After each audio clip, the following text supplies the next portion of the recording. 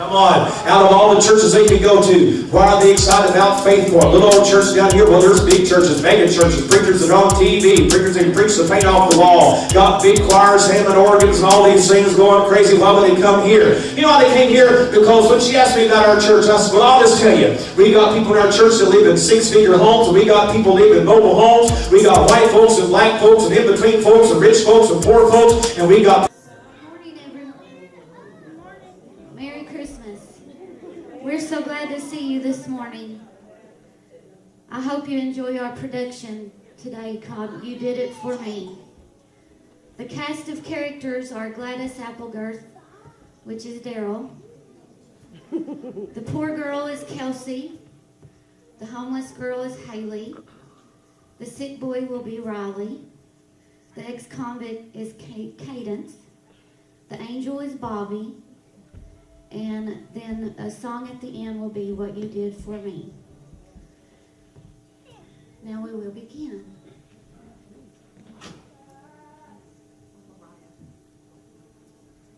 'Twas the week before Christmas, and all around the house, Gladys Applegirth was fussing and ironing her blouse. Not a thing out of place could ever be found, for she constantly straightened. You could eat off the ground. Her nails were perfect. Her hair was in curls. Her clothes, they were costly and envied by all the girls. Her tree was brought in by the greatest designer, which cost her a fortune, but that was so minor. She dusted her Bible with painstaking care in hopes that her pastor would notice it there. With her nativity up and her presents all wrapped, Gladys was sure she was ready for a long winter's nap. When what to her wondering eyes should appear, when a note at the door saying a guest would be here. The note was embossed with gold letter impressive. It was scented with lavender, which she concluded was excessive. Now when Gladys turned over the note so mysterious, she could scarce take it in, or was she delirious? A prophet, a priest, a king all in one. A visitor was coming, and Gladys was quite undone. What a disgrace to be caught in her onesie!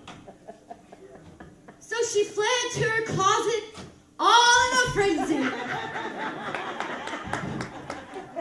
She ripped through her closet with hat boxes flying. She searched through her wardrobe with everything trying.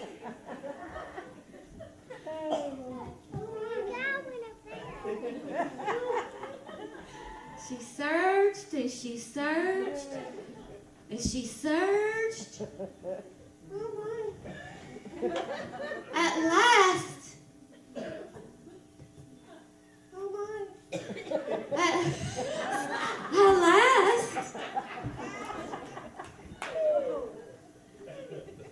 at last she emerged in colors so gracious. If truth be told, she looked quite vivacious. True to form, Gladys confidently made her house ready. She waited for royalty, feeling quite heady.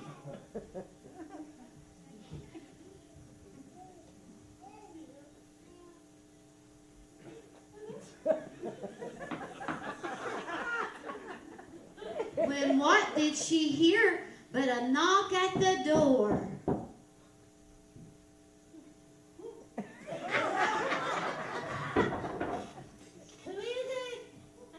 When she opened it, all she found was a girl who was poor. Hello? Hello, I'm freezing. It's cold outside and I don't have anything warm. Well then, shut the door. I don't have a house. Aren't you on the wrong side here? You're not a king. I'm waiting for a king. But it's cold. Be gone. Get out. Gladys considered herself good to the less fortunate, but no one could blame her for getting rid of this subordinate. Determined to be ready to receive her guest fare, Gladys went to the mirror to poof up her hair. She decided to sing as she made up the table. Joy to the world. She was sure to impress with her cooking skills, Abel. Receive the King. At last came the knock, and Gladys felt all a twitter. It was very last minute, but she threw on some glitter. The woman at the door was so unexpected. She was filthy and tired and utterly rejected. Who are you? Someone? Can I help you or not? May I please have some food? I have no food. There's none of it left. It's all gone. All of it. What's that on the table? Nothing. Is that food? No food here, so please leave. You're not a king. I'm waiting for a king. Can I have those? Here. Goodbye. Here's a cookie. How could this be that tonight of all night, these beggars would show up and threaten her delights? Gladys grabbed the air spray, as she wasn't beyond admitting that she was glad to get rid of the smell that she had been emitting. Unnerved just a bit, Gladys poured out some tea. She thought, I must steady my nerves if I'm to meet royalty.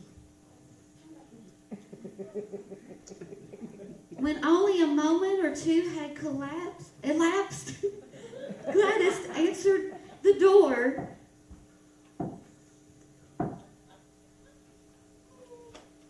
And collapsed.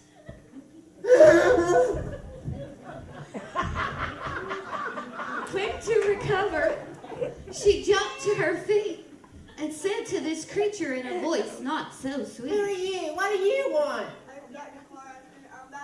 Don't, no. Get out. No phone here. No.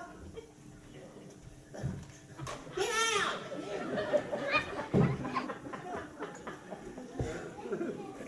The events of this evening seemed so completely absurd that Miss Applegarth nearly had a bird. It would be impossible to welcome this king or a duke unless she could get rid of this pile of puke. What else could go wrong? This simply can't be. Don't these people know who I am? His Majesty chose me. A knock at the doorway gave Gladys a fright. She swung wide the door, not expecting this sight. What do you want? You're not a king. I was in jail, but now I'm not. There stood a man with a disheveled appearance, an ex-convict, just perfect. What does he want, royalty clearance? What is this? You get out. Scram. There's more where that came from.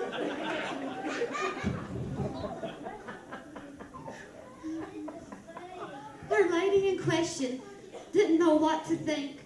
Her hopes for her evening were beginning to sink. Something inside her began to feel uneasy. Had she done the right thing? She was feeling so queasy. And then in a twinkling, a bright light did shine, and an angel appeared who was clearly divine. Oh, you look like a king. The angel told her about her real work and reminded her of the humility of Jesus Christ's birth. They talked of the visitors, and God's Spirit helped her see. What you do for the least of these, you do it for me. Gladys now realized the error of her ways, and she knelt on her knees and started to pray. It's always amazing what God can redeem we must remember Christ's birth was completely supreme. How God knew the end from Christ's humble beginning, which would offer us freedom from a life full of sinning.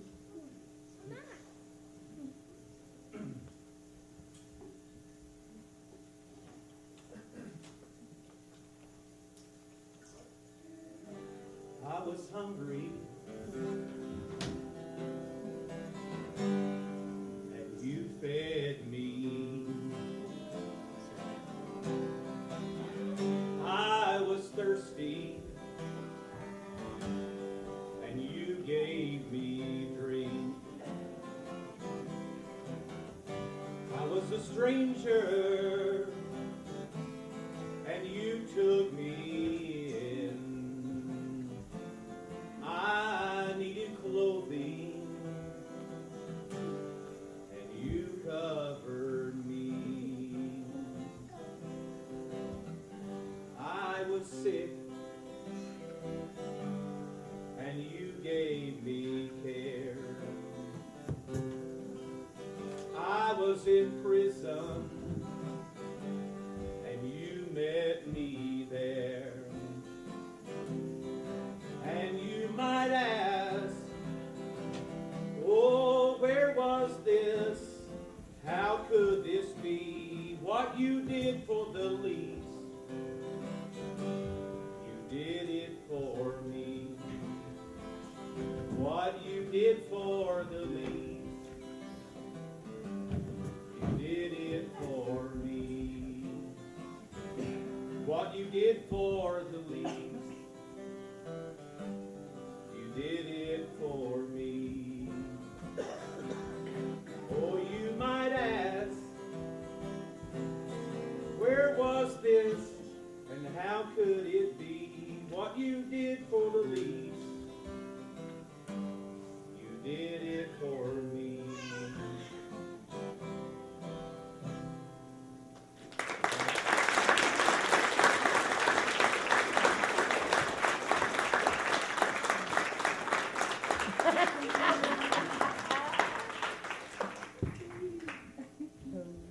Let's hear it for Gladys and the gang, right?